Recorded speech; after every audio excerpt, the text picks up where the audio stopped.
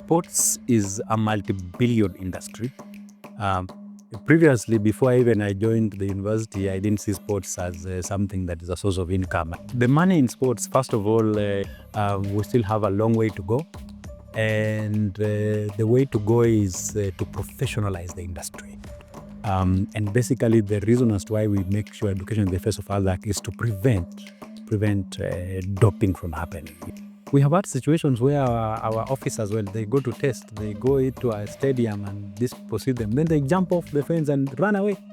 Therapeutic use exemption is a situation whereby an athlete is allowed to use medication to take care of a legitimate medical condition using medication that has a prohibited substance. Then WADA has powers to declare a country not compliant. When they declare a country not compliant, then that means you forget about participation in sports. Ladies and gentlemen, stay clean, win right. We're looking forward to a great interview today, and I'm personally really excited to want to learn more about staying clean and winning right. Wima Sports is all about championing sports development, and we are at Osoita Lodge, indeed, where guests become family. Today, we are blessed to have an amazing guest, none other than Dr. Martin. Karibu sana. Asante sana. Yeah, we are really happy to have you today. And just to let our viewers know what you do, Dr. Martin Yauma, I hope I'm pronouncing the second name well. Yes. Is the Assistant Manager, Research and Development and current Head of Education and Research at ADAK. ADAK is Anti-Doping Agency of Kenya. And ADAK works together with WADA.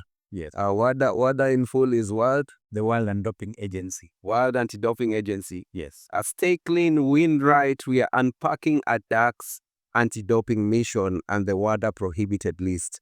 Maybe just to break some ice, let the viewers know more about you. Thank you very much. And thank you, Wima Sports, for inviting us here. We are really pleased to be here and happy. A good platform for us to share information to Kenyans and specifically the sports fraternity on issues to do with staying clean and winning right. My name is Dr. Martin Yauma. I work at the Anti-Doping Agency of Kenya, the way you've said, as the Assistant Manager in charge of Research and Development, and currently the Head of Anti-Doping Education and Research. I hold a doctorate degree in sports science, having done sports science all the way from undergraduate up to PhD level. Since my undergraduate, I've worked in sports all throughout from 2009 up to date, having navigated through the industry in various areas within the country, worked with various stakeholders, and now currently just ensuring that our athletes are staying clean and winning right and doing everything possible to empower them to make informed decisions as far as participation in sports is concerned. Yeah. Maybe Dr. Martin, you can get to tell us what are your thoughts on sports as a career in the country? Sports is a multi-billion industry. Previously, before I joined the university, I didn't see sports as something that is a source of income. I thought it's just people going out in the field and playing and having fun, and that is it. But with time, I've come to realize that sports has now become a way of life. People earning a living out of sports, some very good money. People are feeding their families, doing a lot of development in sports. Sports is bringing people together as a peace platform, and of course for prosperity and many other developmental features that come with it.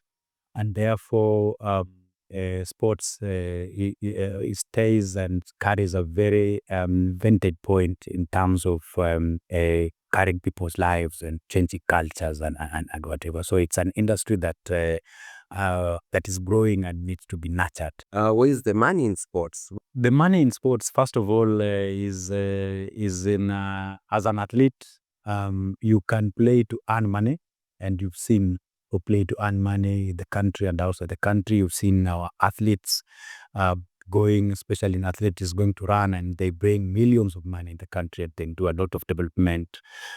Sports is in athlete support personnel. As a coach, you can earn money. As a sports administrator, you can earn money. You can be employed by government. Sports in the health promotion. Those who work as gym instructors. There are those now who are venturing into what we call physical therapy, physiotherapy and health promotion. There are those who are venturing in sports nutrition, and many other platforms within sports infrastructure development and stadiums management and so on, sports promotion, marketing and so on. Sports journalism, like what Wima is doing, it's an area where also you can earn money. So there are many platforms, sports tourism. There are many platforms that probably can our people can stand on to earn a living through contribution to sports. And basically, of course, the focal point is an athlete, just making sure that we put the necessary both hardware and software infrastructure to make sure that there is good participation, and of course the beauty and spirit of it is coming out and we are all enjoying it. What does Stay Clean, Win Right motto mean to ADAK, and how does it shape the agency's approach to anti-doping? Stay Clean, Win Right motto for ADAK was adopted when ADAK was formed, just to resonate with what is happening in the world and being on the global stage, in the sense that Kenya has very good talent in terms of performance, not just in athletics or many other sports. We have about 50 disciplines of sports in the country. If you go to the sports registrar, and if you just look at the kind of talent in the country, is just so huge. And we export talent, and we put the country on the roadmap in terms of the world's image in terms of sports. If you go outside there, Kenya is renowned for athletics and, of course, in sports. And therefore, based on that, we would like that image to be maintained.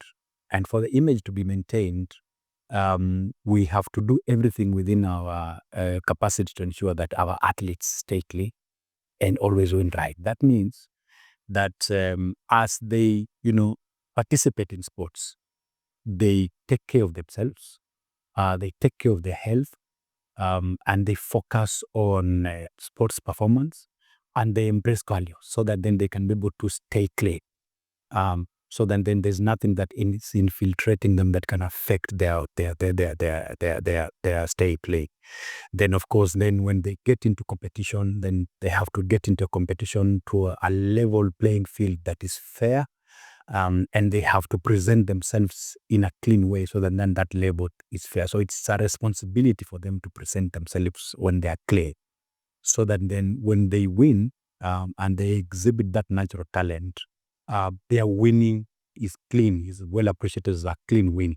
So then we all celebrate that clean win. And that's why ADAK adopted that motto, so that then we work with the athletes from talent detection to exposure of the talent to make sure that they are staying clean. Then when they win, their win is the right win, which is their fundamental right. Yeah. We've seen, lots of senior sports personnel, senior sports administrators, like, for example, Masai Ujiri, the president of Toronto Raptors, one of the teams in the NBA. He's half Kenyan and half Nigerian. He's said some statements like, Africa and Kenya, people had natural talent in terms of our physique, in terms of how we're built. What do you think in terms of talent acquisition in the country? What are some of the things that you can say in regards to that? Do we get to use our talent fully? And what can we do different? Yeah. First of all, of course, we want to thank God because God gave us very good natural environment for us to exist and coexist. In the tropical world, we have very good weather. We have good terrains. We eat natural food and we grow naturally. and we allow our bodies to not to be infiltrated by, of course, chemical foods and these other ailments. So we are naturally made to be healthy. And in that front, because of the lifestyle we live, of course, the modernization just came the other day, but from the very, behavioral days, we used to stay a very active life. And that's why we developed as Africa, and of course Kenya, we developed very good ability, and the environment was very good for us to be able to develop that talent in different sports disciplines. And therefore we have very huge talent, the way I said, which is, all over. And then of course, we have had opportunities to exploit on that talent. What I can say that it has not been enough, because talent detection, talent identification, and nurturing that talent to the point of where now that talent is ready for exposure in terms of competition, we haven't embraced it that much. So in terms of performance, out of 10, I can actually say we are at around 4%. You can give it the point of 4. We still have a long way to go. And the way to go is to professionalize the industry, getting the right people, doing the right job. For example, an athlete needs to be surrounded by a team of professionals. An athlete needs to be surrounded by a professional sports nutritionist, a professional sports psychologist, good coach who has attained the professional qualification standards. And all these people, they have to work as a team. Of course, everybody's doing their bit, but they have to work as a team. But we have a situation where a coach does everything. A coach becomes your psychologist, a coach becomes your nutritionist, a coach becomes, and therefore you'll not be able to fulfill all the components that you need for an athlete to perform well. We have not also invested well in sports, because sports actually contributes heavily to the GDP of this country. Of course, there has been no study that has been undertaken. It's just about perception. But if we did a very good social science study and to understand the contributions of sports to the GDP of this country, then we will start appreciating that we need to invest in it. Because then if you don't invest in it, then you will not reap the benefits of it. So I think this, on that understanding, then there has been an attempt to invest, but not much. And therefore the benefits and the potential of sports for the country have not been realized as per the way it's supposed to be. Yeah. And looking at you mentioned the science part of it, and how science, gets to boost performance. You've mentioned, some of the things it takes, the nutrition side of it, in regards to some of the, chemical infiltrated foods that are slowly creeping into the Kenyan and African market. What are your thoughts? What can you tell athletes in regards to the two? What my thoughts are is that, of course, in embracing science and embracing the scientific principles of training, then it means we need to advise our athletes accordingly, and we need to take care of their health. It is very important to note at this point that the different components that one needs to perform, and of course perform well and have exude confidence in himself or herself to perform well. They include the physiological components. And when you talk about the physiological components, that for you to perform well in the field, you need strength, you need power, you need endurance, you need agility, balance, and all those other components you need. Then the training, the technical bits of it, you also need it, because if it is a football match, then the training has to be, first of all, sport specific and position specific. So you condition the body to fit the intensity of that position. If it is football, then if it's somebody is playing number 6, then you need to condition that person to have the endurance to play that number 6, because number 6 goes all over the field. Is different from the goalkeeper. Okay, and for each position has to be trained differently. Then, of course, we need many other components in terms of nutrition, psychological well-being, the economy and the income for these athletes. We need to make these athletes to be professional in that field, because in many instances we find athletes are in amateur states and they come to train, but they are worried about their families and many. If you go to developed countries, then somebody is employed to specifically concentrate on training and performance, and somebody is earning out of it. So there's a lot of correlation in terms of making sure that you create a very cohesive team that is focused towards achieving the results. So basically, most times that's not happening. We have a few pockets of clubs that play at national level that attempt to hold athletes and make sure that they concentrate, but that not much. You see most of them depending on well-wishers. They have not commercialized that industry and that bit, bringing corporates to be able to support and making money out of it. Then, of course, now giving good living standards to these athletes and for them to be able to perform well. So there are many gaps that are being seen. And I think as professionals, then of course we need to stand up and see if we can make a contribution to that, and just to ensure that the welfare of athletes is being taken care of, and we uplift the sports industry in the country to the pedestal level that it needs to be in at state, big national stage. Yeah, I'm really happy that you brought about the issue of how personalization of performance, even within a team. Yeah. But how can my number 6 be conditioned different from how the goalkeeper is being conditioned in regards to their agility, strength and conditioning and all that? Yeah, which sometimes doesn't happen. What are some of the most viable ways that you can advise just a normal random team to be able to focus on that?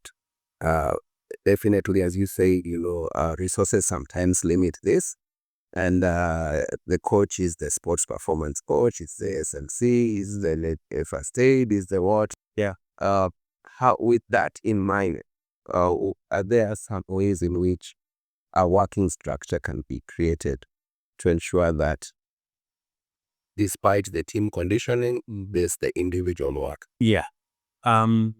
First of all, it begins with the structures that you put in place when you are detecting talent. When you're detecting talent, there has to be very scientific in terms of observation and other skills that you need to look for. Then now placement of talent, because then you can detect that this guy can be a sports person, can play. So then which sports discipline could he belong to? So then you place the person. If it is now football, you place the person in football or athletics or rugby. Then now which position again can this person play? Because then that is it now. How fit is this person to play in this position? And of course, then you have to conduct a fitness test to understand how fit that person is. Then once you understand the gaps once you do the fitness and then you understand the gaps that somebody has, then now you condition that person to be able to have the capacity to stand the intensity of the position that the person is. Then of course the tactical bit of it, and then the coach, of course, how to handle a game and how to handle the ball and how to play for the kind of time that you need, and how do you get all the physical and physical attributes that you need to have. Then of course the mental, because now the physical and the mental have to train at the same time. Most times we train the physical and we leave the mental. Yeah, we leave the mental. So they all have to train at the same time, because then the mind has to accept and happy on the same level at what the body wants to achieve for it to be able to be achieved. Then now, of course, the infrastructure, you need now to place them to infrastructure that will enable one to realize the potential. Of course, welfare and many other attributes that are related to the same, making sure that somebody eating the right foods, and of course, when training, of course, prevention and management of injuries, and recovery, and many other components that are. So it's a combined conglomeration of elements that you have to put in place in a very professional way to be able to create this professional athlete. Yeah, so and that is the direction that probably we think that the country needs to move in. Investment in, first of all, the personnel, investment in the science, investment in the technology, and investment in the infrastructure. From there, we will now move forward as a country and come back to where we are supposed to be. If you look at athletics, you see many of steeplechase gone, many other disciplines are going, and developed countries are picking up these platforms. And I think it's time to us to up our game. We can come back as Yeah, that's true, and I agree. And it was so evident in the latest, Olympics that just ended, on how much we are losing some of the things that we easily dominated, even without, pushing in a lot. We easily dominated. Thank you for pointing that up. There's an issue of that you brought up that we really like that ADAK is doing, fair play. How does ADAK's mission contribute to sports development? ADAK's mission is to conduct a well-coordinated program and topping program on, first of all, awareness creation. And in awareness creation, we say that the first point of call for any athlete, and when I talk about an athlete, I talk about any player. An athlete is a universal term, not just athletics. Many people misconceptualize and say probably if you say an athlete, it's just athlete, it's just running. An athlete is any player. Yes. The first point of call should be through awareness, not through testing. Because of course testing is normally very scary. So we want these athletes to understand the anti-doping regulations, the rules, the provisions of the code, their roles and responsibilities, how to stay clean, how to check their medications, how to just ensure that they take responsibility for anything that they do, and embracing values and fair play, embracing being honest and excelling in performance, and many other values that are related to sports performance. So we try as much as possible to make sure that education is the face of ADAK. And basically the reason as to why we make sure education is the face of ADAK is to prevent doping from happening. It's better to prevent than to detect when it's already been happening. So we protect that right for these athletes to participate in a free doping environment by educating them. By educating them, then they make informed decisions. Yes. Then, of course, those who are aware but they want to take risks to dope, then we have a mechanism on testing. We test, we collect samples to check if these athletes are clean, and we take the samples to the laboratory and analyze. And those who are not clean, then we protect those who are clean by removing those who are unclean, get them out of the way, so that then we let the clean ones continue participate in a free doping environment. And how do we now get them out of the line? By undertaking what we call results management. Once we detect doping, then we have to take the due process of the law, take to the tribunal, and of course, then the tribunal make a decision in declaring these athletes ineligible to participate in sports. And when we declare you ineligible, then you not participate in sports across the globe in any sport. And then we get you out of the way. Of course, we complement this with a lot of intelligence gathering, a lot of investigations, and we collaborate from a multi-sectoral perspective to ensure that we cover all the spaces, and basically to ensuring now we contribute to we use that mission which you've started to contribute to clean sports in the country. Yeah. And you've mentioned the ripple effect of doping, that it gets not to compete in any sport globally. Yeah. And you have an amazing partnership with WADA. First of all, let me just give a small privy history of how WADA was formed and came into being. First of all, we have a convention called UNESCO Convention under the United Nations.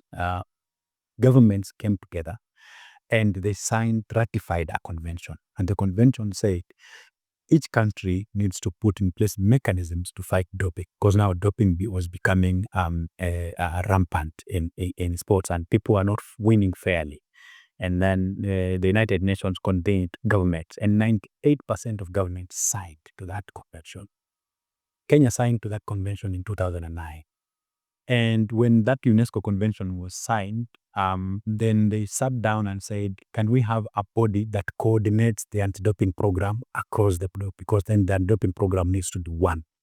And that's why now WADA was formed, the World Anti-Doping Agency. When World Anti-Doping Agency now were formed, then they started rolling out the program. They developed the World Anti-Doping Code, which we now call it the constitution within sports and sports good practice. And then now they spread their tentacles across the world. If you look at the structure of WADA, they are in the continent. For example, in Africa, we have the director of WADA for Africa, who is located in South Africa. Then now within Africa, we have groups of countries which they have put together in zones. For example, now Kenya, we are in zone 6. Zone 5. Of course, 13 countries within the East African region, we are now in zone 5. The Regional Anti-Doping Organization, zone 5 office is located in Nairobi. ADAK is the one which is hosting. Then now each country is expected to have its national anti-doping organization, and each government is obligated to come up with the national anti-doping organization, and that's why now ADAK was formed. Because we were formed because there was a lot of pressure during the Rio Olympics in 2016. Now WADA is our regulator. WADA is the regulator. They come up with the code, they come up with the international standards, and they regulate the implementation of that. So we have to collaborate with WADA, making sure that we comply to the World Anti-Doping Code and the international standards. And WADA conducts audits. They capacity build anti-doping organizations, and they basically WADA controls the anti-doping program across the globe. So we have to collaborate with them, and they conduct audits. For example, they conducted an audit 3 months ago, and we are undergoing through the process of corrective actions, the areas that probably they feel that we have not done well. Of course, we go through them and do the corrections and make sure that the program is in line. And in situations where WADA finds that you're not doing it correctly as per the provisions of the code, then WADA has powers to declare a country not compliant. When they declare a country not compliant, then that means you forget about participation in sports. Let's just give an example of Russia. Russia was declared not compliant because of the state-sponsored doping, which was institutionalized by the state. And therefore, Russia, if you look at the Olympics, we never saw the flag of Russia. Russia never participated. And it will take some time for them to come back. Yeah. So and that is how we work with the WADA. We have no choice but to work with them, and of course collaborate with them in running the program. And as we get to continue demystifying, the process, like now you mentioned Russia, and what's like the process of trying to get back?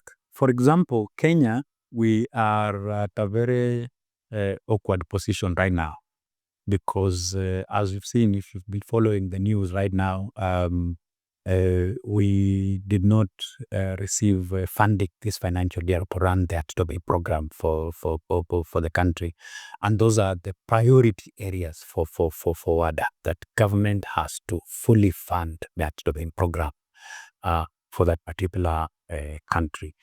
And just that can get you off the radar to be declared not compliant. And WADA, when they did the audits, they discovered that, and they have given us up to 29th December to make sure that government reinstates the funding. Now, you can be declared non-compliant based on that, you can be declared non-compliant based on not following the international standards. If it's testing, if you're not doing the right thing in terms of the protocols that needs to be done in terms of testing, you can also be declared non-compliant. If you're not doing education the way the standard stipulates, you can be declared non-compliant. And of course, many other infringements that might jeopardize the professional way in which you undertake the process. So once you declare non-compliant, then there are certain requirements that you need to fulfill.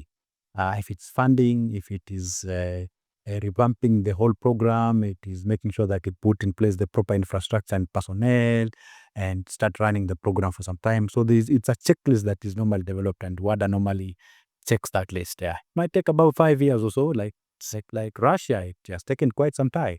Yeah, even the last Olympics, I don't think if they participated now. This one, it's about 5 years or so, and you have to make sure that you comply. If you don't comply, then you will continue remaining uncompliant for quite some time. So it's a very stringent process of coming back, and I don't think if Kenya would want to go that route, then we will really deny our athletes the opportunity to participate and earn a living through sports and competition, because then that means we will not host any international competitions. Then we will also not participate in international competitions.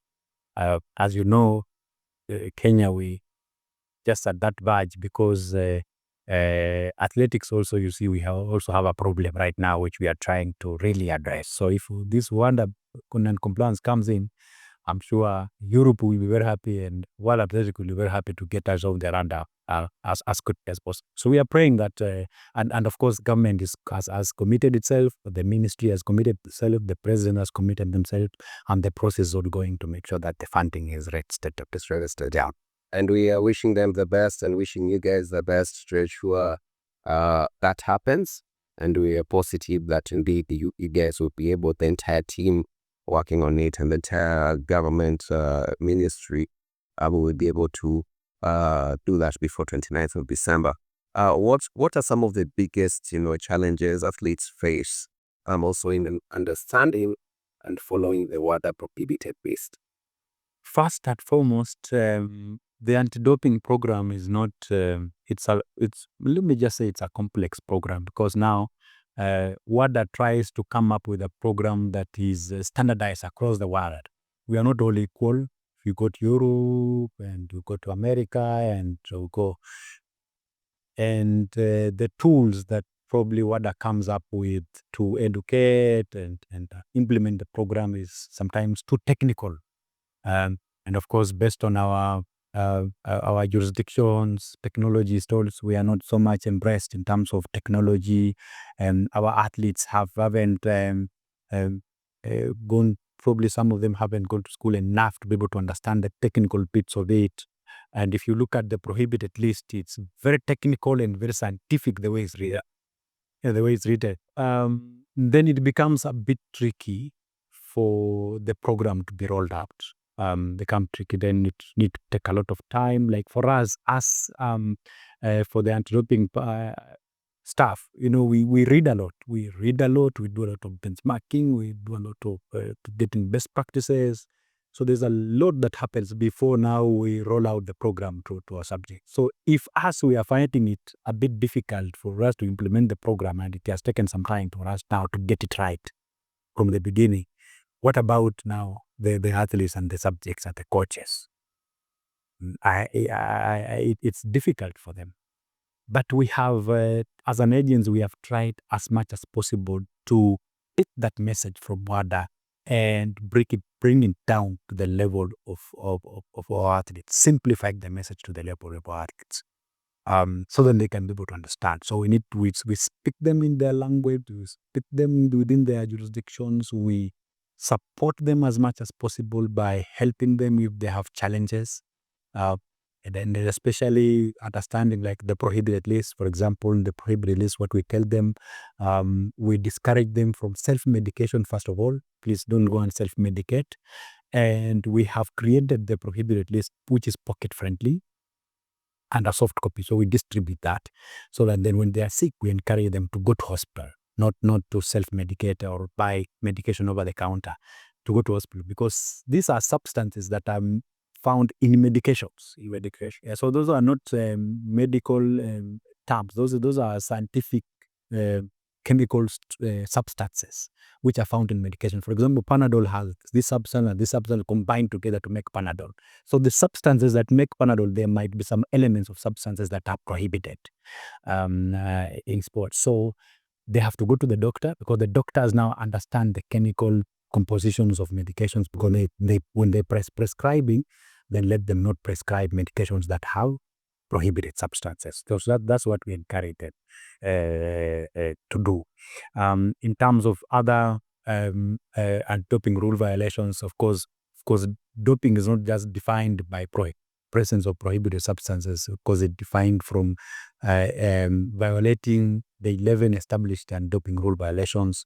We also, for example, if it's administration, if you are a coach and you are the one administering these medications or trafficking these medications to, you need to stop it, we say that is an anti-doping rule violation, which is actually another definition of doping.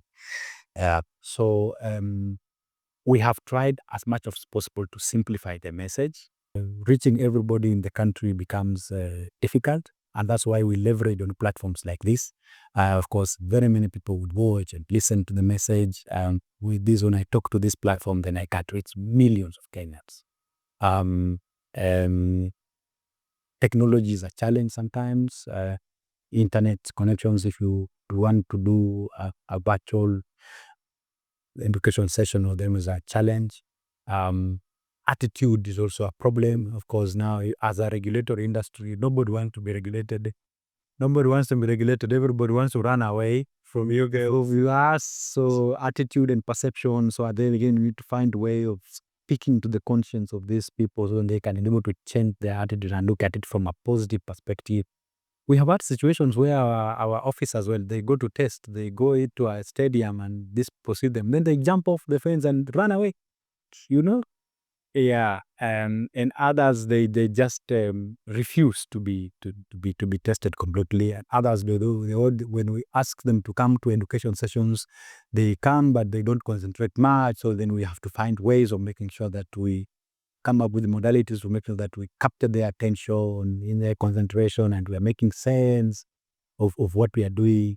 Of course, that is it. Then of course, navigating through the landscape of the country in the program of whereabouts, because we have situations where athletes are supposed to find their whereabouts, and we have to locate where they are and test them without giving them any notice. So those are the challenges that we are trying to navigate through. And I hope we have improved with time.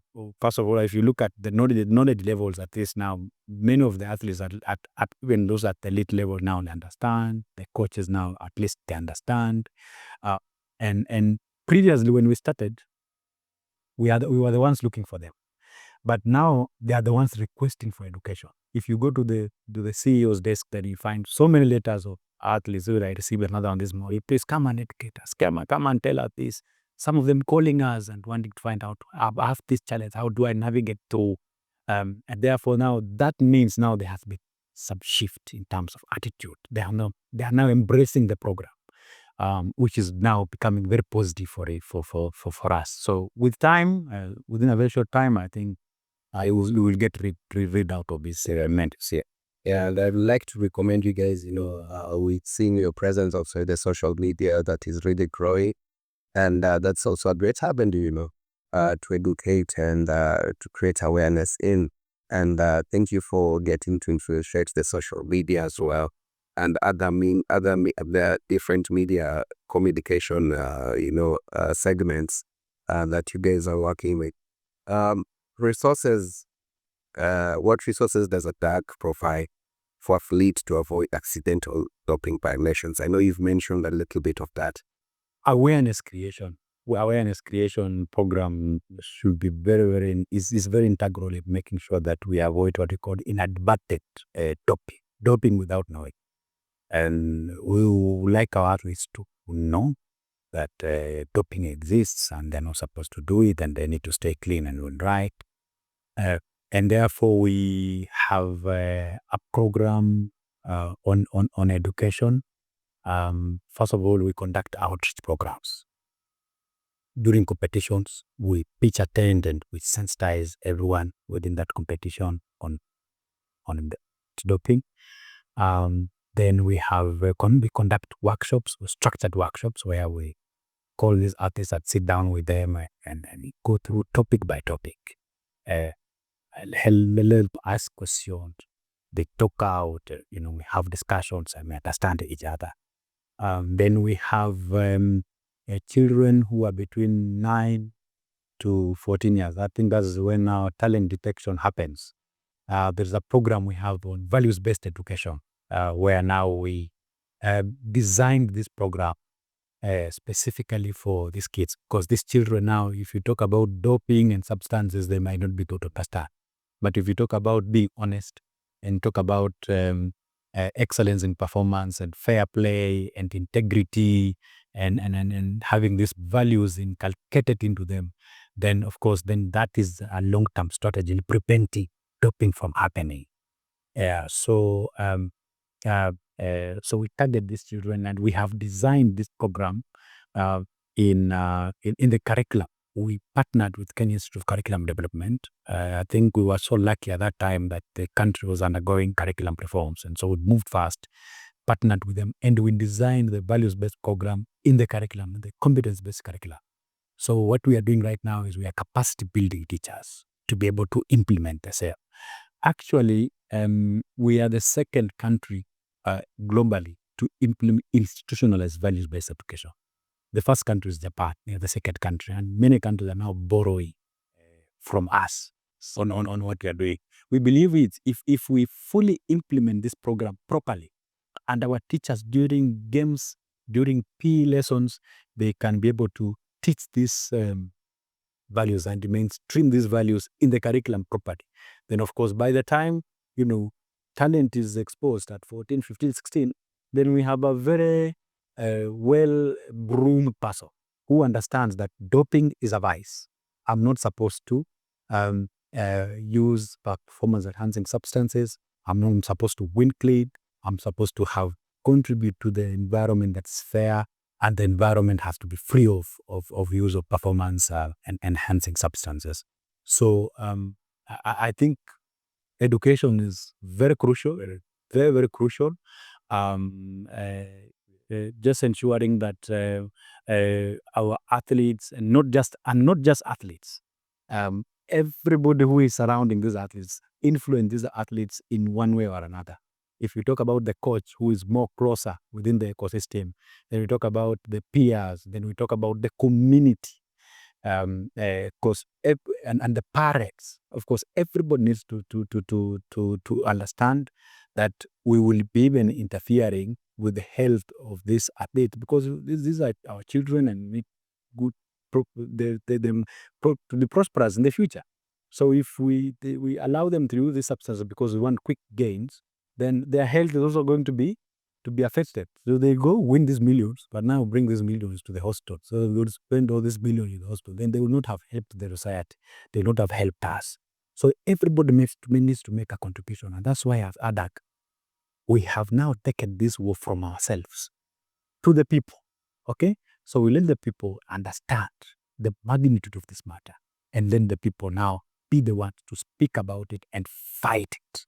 Because then when this athlete is surrounded by people who are positively influencing this athlete, and I'm sure they'll not go the wrong way, and we'll have a clean sport for the country.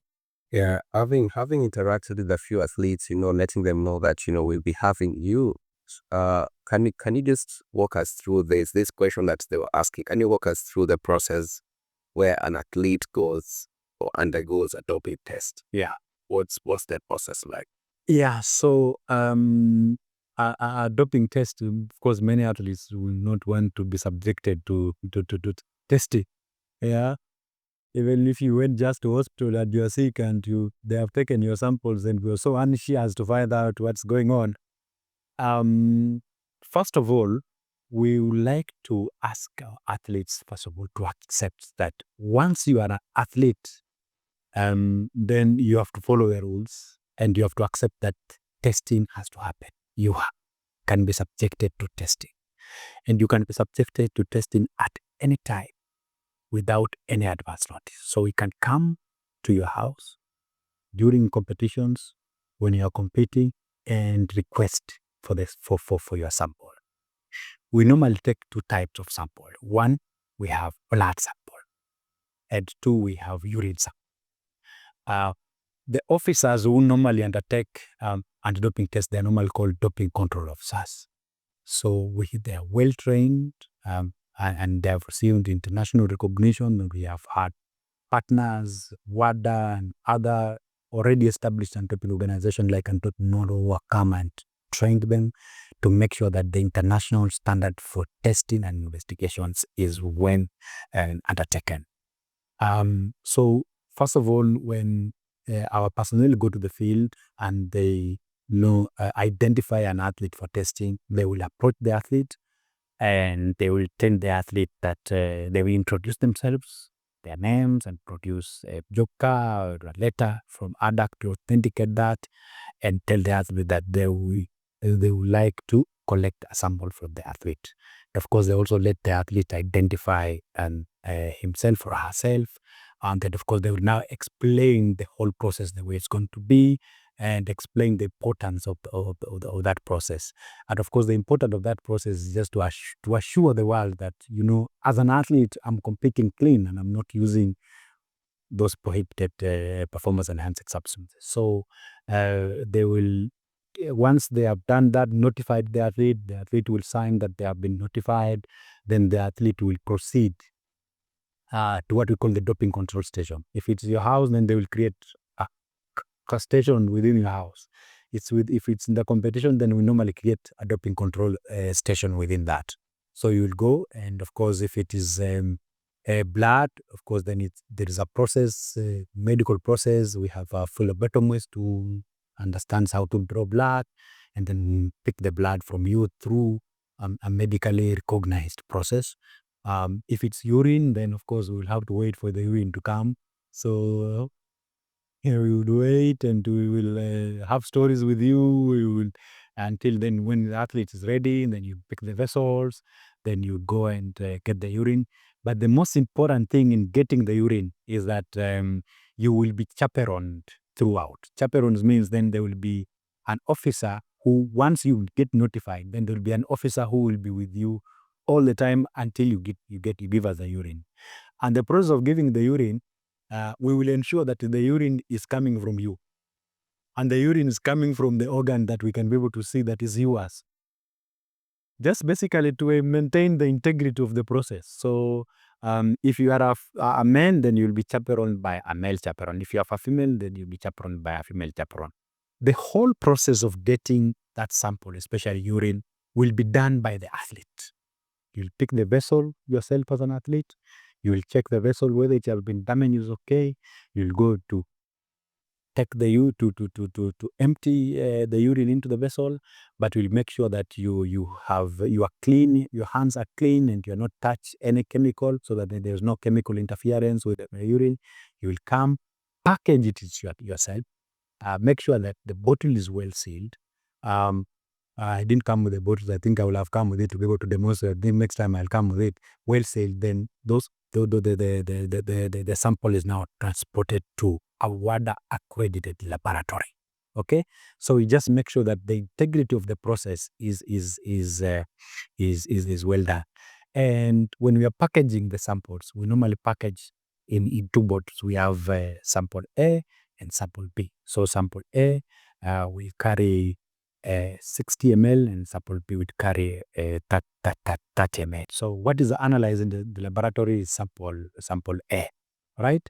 Then sample B is stored just in case the results come and the athlete doubts, and these are not my results. The athlete now has a right to request for analysis of sample B.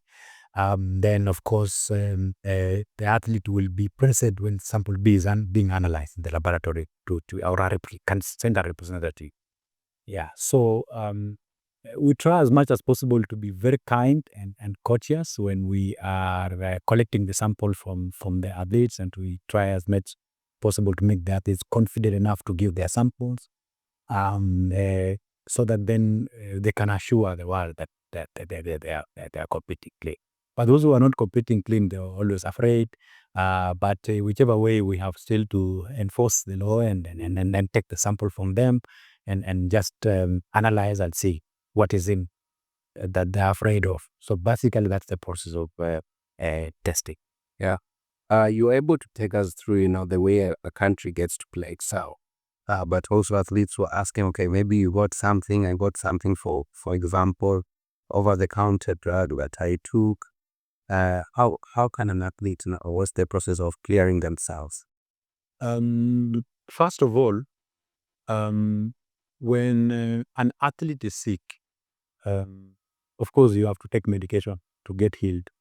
And I think I had explained that you go to the doctor and, of course, don't avoid over the counter and from the chemist, and also avoid herbalists who write on the road that I can take care of these and you're going to take traditional medications. Now, when an athlete goes to the doctor and the athlete has some sickness, probably might be that sickness chronic, but the medication that can heal that athlete contains a prohibited substance. Now, it's a quagmire. Should the athlete take the medication? Because then if they are tested, then they'll find that they have docked or not. Of course, their health comes first. And that's why within the program, we have a program called therapeutic use exemption. All right?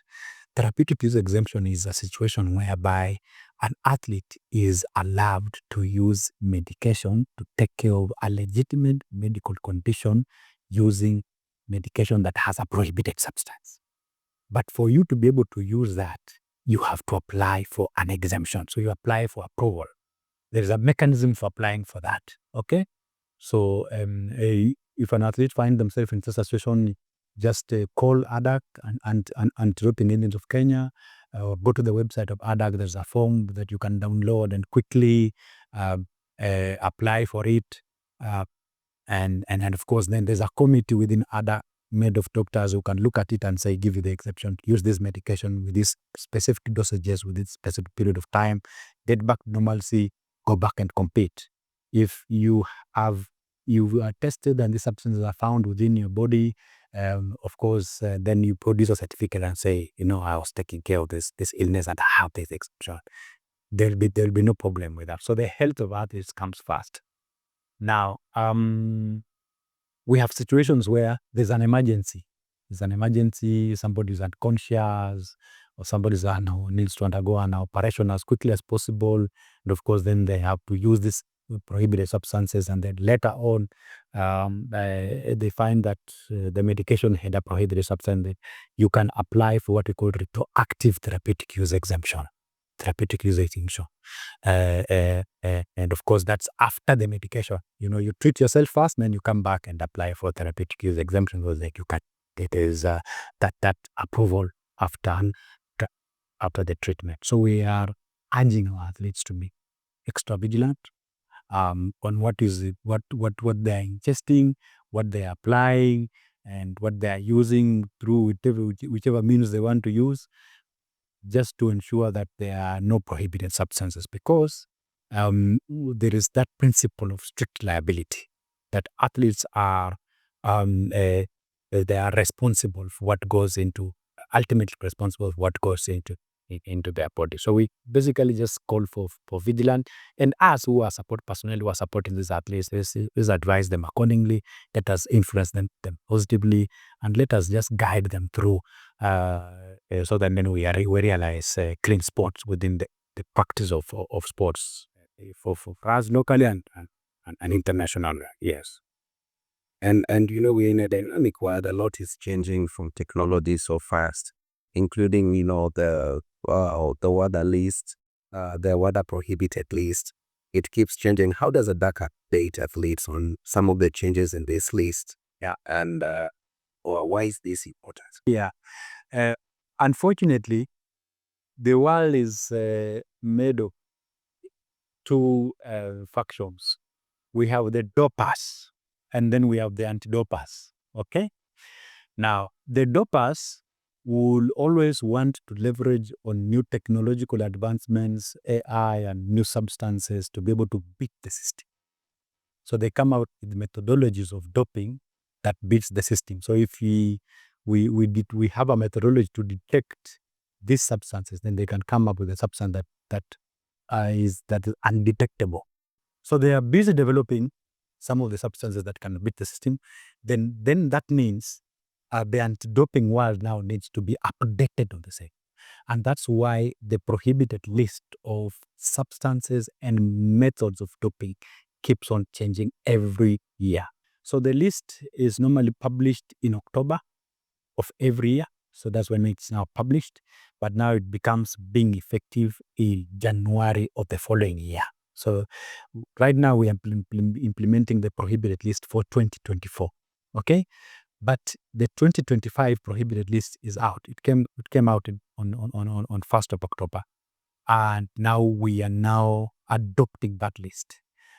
So from 1st of October, for us as ADAK, we now we change our education materials to fit that list. Then now we move on the ground to update our stakeholders on the new prohibited list, so that by the time we start implementing it in January, they are aware. If you go to our website, you'll check that, you'll see the prohibited list. We have already customized it, pocket friendly. We are now distributing it. We are now teaching. When you go to our workshops, there is a whole topic on the prohibited list where we go through step by step. Why do they include that prohibited list? The substances themselves, their use to the body, and why WADA has banned these substances. So we go through the whole of that list. We update our doctors, our medical practitioners on the same, so that by 1st of January, by the time we start implementing it, everybody is aware about it. And those who want to beat the system, of course, then we cut them through that prohibited list, because that's the only way we prove presence of a performance-enhancing substance. Do you have any examples of success stories? Yes, we have very successful stories. And first of all, since inception, we have reached about 200,000 persons within the country. First of all, we have one of the success stories, first of all, is we have really tried to change perception and attitude to the point of now these athletes are the ones calling us. And secondly, we have tried as much as possible to reduce doping through prevention means and through detection means. Not detection, deterrence. Because in our education sessions, we both send preventive messages and deterrence messages. Deterrence messages ni ile kama ya kutisha mtu. So if you dope, then these are the consequences. Of course, then because you fear the consequences, you not dope. But prevention mentioned to tell you the good side of it. So we have tried as much as possible to do that through education. We have partnered with many multi-sectoral partners. If we talk about the national government, we talk about the county governments, we have trained many people, capacity build federations to be able now to undertake anti-doping education on their own. We launched our e-learning platform. Now everybody can reach the e-learning platform and say be exposed to anti-doping information without us actually just coming there. We leverage on technology, and we have really tried as much as possible to use education to do the same. We have also captured the community, because the community sensitization. Just last week, I camped in Elgeyo Marakwet for almost a week, from Tuesday to Saturday. And in Elgeyo Marakwet, we met religious leaders. So if you go to Elgeyo Marakwet this past Sunday, the whole sermon was about doping. So then everybody has known about it. Elders. And of course, in African safety, we respect elders. We have capacity to build elders in that county. We have capacity to build the national government officers, the chiefs, the community opinion leaders, the civil society, And we met athletes and we met their coaches. And now on Sunday, we met the whole the community through. There was a marathon, and we sensitized everybody with their community. So we have aroused the whole community to take the ball by its horns and fight this menace and see the sense of fighting this menace. We have seen, and also one of our successes as education, of course, and developing education is that we promised this country that in this year's Olympics, we are going to send a clean team to the Olympics. And we had a very robust program which we put in place. And one of our success stories is that we were able to send a clean team to the Olympics. I was there in the Olympics myself with our athletes, walked with them through the journey. They competed clean and they were tested. I witnessed them being tested. And so far, we haven't seen any adverse analytical finding from. And then it means, and then our athletes are starting embracing it. They are seeing the sense of it. They are not doping. We have also looked at who are these enablers of doping? Who are these enablers of doping? We have crooks in the world, in this country. We have medical practitioners, doctors, nurses, clinical officers, pharmacists who are doping our athletes. And we have ramped up a very robust intelligence gathering and investigations. And we are now closing down chemists. We closed down chemists in Kapsabet. We have also closed another one in Iten Town. We have placed criminal charges against these people. We are investigating coaches. We are investigating those who are trafficking these performance-enhancing substances, because we also believe that no athlete wants to dope. There's no athlete want. It's just that they dope because they are exposed to these conditions. Yeah, these gaps are created. They are not training well. They are not recovering well. They are not taking care of their injuries well.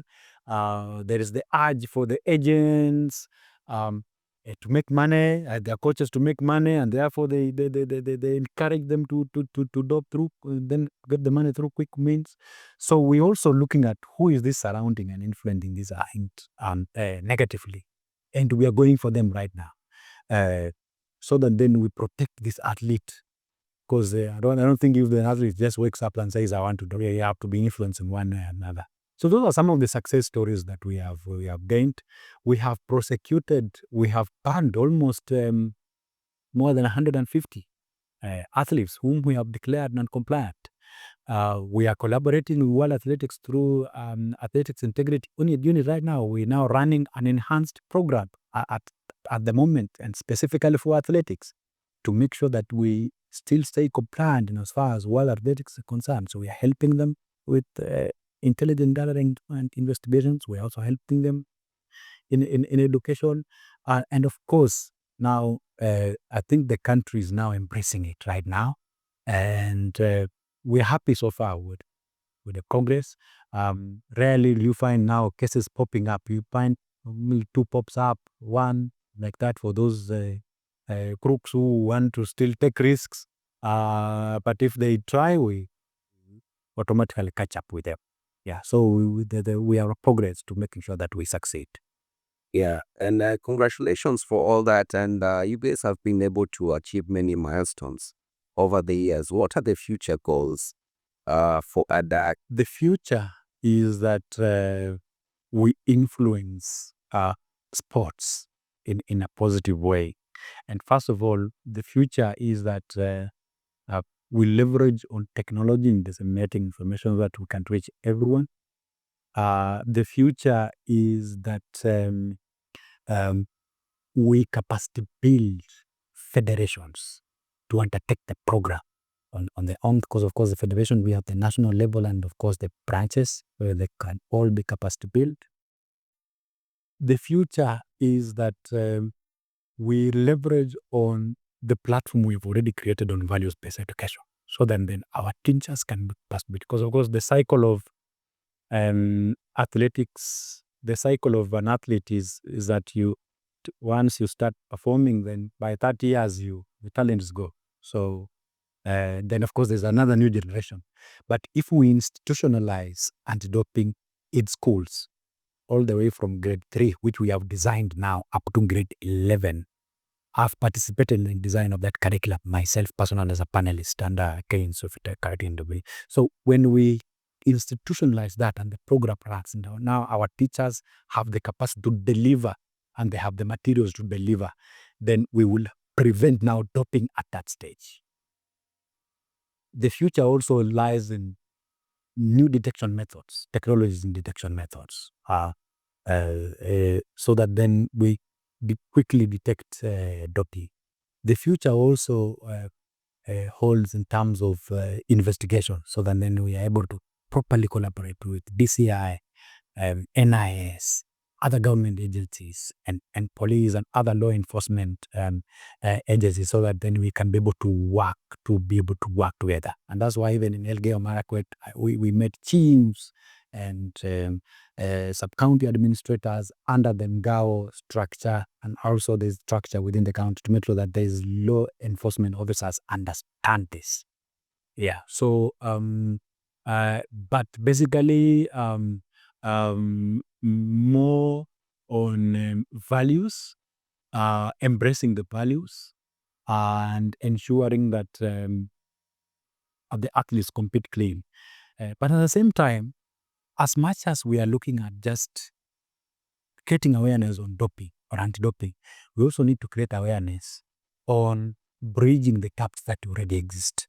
For example, like right in anti-doping, apart from the topics that we've been given by WADA to educate, we have also added our own topics.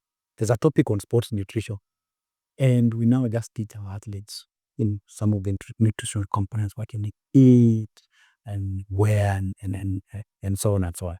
We have a fully fledged topic on that the sports nutrition, then injury prevention. You know, when you, how do you prevent an injury? How do you train well? What kind of sports gear do you wear? Then when an injury occurs, how do you manage that injury? We have also a topic on what we call physical therapy, because as one of the prevention measures for injury. So we try as much as possible to also give them the other side of it, so that they don't just look at us as if we are just going to find them, and so that then of course they understand that their welfare is also very important. So we try as much as possible to cover. So if we go to that in that direction, and ensuring that these athletes are exposed to the right environment, we have the right personnel who are taking care of them, the proper right infrastructure, then we build their confidence to be on the stage and compete. Yeah. So you guys are not just like that. You're not only just coming to kind of incriminate, but you're coming to enable this athlete and sports in Kenya to be able to compete at the best level globally. And indeed, the viewers, that's what we are all about here at Wima Sports, championing sports development. And as we wind it up, to the quick fire segment section, clean sports or winning at any cost? Clean sports. Clean sports. I know that was super obvious. Biggest myth about anti-doping? Biggest myth is about anti-doping is actually embracing clean sports. Embracing clean sport. Yeah. ADAK's best advice to young athletes. ADAK best advice to young athletes is that compete clean, expose natural talent clean, and find the beauty of sports by being clean. Which are some of the easiest way to stay updated on the WADA Prohibited List? The easiest way to get updated on the WADA Prohibited List is through the website. You can go to the WADA website. You can also go to ADAK website and be able to download the list. It's normally updated there. You can also go to the website and get our contacts and call us for ADAK and Kalu to send the list to you. Our social media pages are available on Facebook and Instagram. The Prohibited List is there. If you search, you'll find it. So those are the quickest way, and it will take you very few minutes to download it and save it within your phone. I know now, putting you on the spot with this one because you've worked with many athletes. Favorite Kenyan athletes where bodies pair play? Wow. That is a bit tricky. we have had very good athletes who have embodied fair play. Of course, like Faith Kipyego, we have not had any issues. Let me just say, as at now, because we don't know about tomorrow.